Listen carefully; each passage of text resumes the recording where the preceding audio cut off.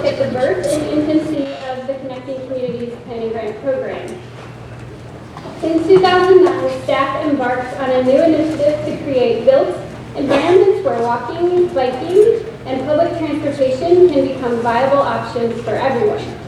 The Connecting Communities initiative was born to encourage incremental changes the way our transportation system and built environment interact.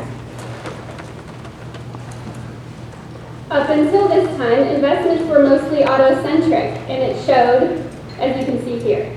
AMATS was hoping to fill in gaps where connections were sorely needed. There was clearly a demand in our region for investment in bike and sidewalk infrastructure that would complement highways. With the help of a committee, just realized how small that is. With the help of a committee of elected officials, consultants, engineers, and planners, a list of 8 recommendations was developed, not the least of which was the Connecting Communities Planning Grant Program. In 2010, applications were made available for the first round of funding. That was 15 years ago.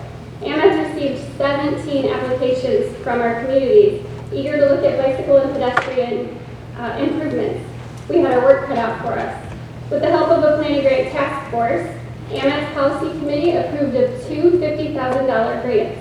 It was time to get to work. Over the years, staff has made tweaks to the planning grant program after lessons learned, including reducing the grant amount to encourage smaller scale studies and creating a discovery document to bridge the gap, the time between consultant selection and consultant kickoff. Since 2010, AMATS has awarded 15 planning grants, and I have had the pleasure of working with 18 communities and agencies. The AMATS region has embraced this crazy idea of planning our roadways for everyone, and we are on our way to seeing our communities become healthier, safer, and more connected. Recently, I decided to investigate not only our investment in planning grants, but AMATS investment in projects resulting from the program. So here you go.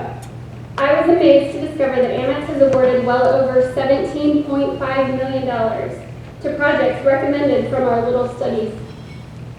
This number does not include local investment, so we know the impact is even greater than this. So now, since I have you all captive, I'd like to highlight some of the successes of the Connecting Communities Planning Grant Program, Magic City. Anybody? Yeah! Thank you. Farmington was so excited to receive a planning grant that they started implementing recommendations before the planning process was even complete. While still in the throes of planning, Barberton added artwork to their movie theater and adopted the Magic Mile, holding a ribbon cutting for a new archway. They are still actively implementing recommendations, including the towpath trail connector on Worcester and 2nd. The Magic Mile is now part of the fabric of the city. Along with Barberton in 2013, AMATS Policy Committee approved of a planning grant for the Montrose Multimodal Connectivity Plan.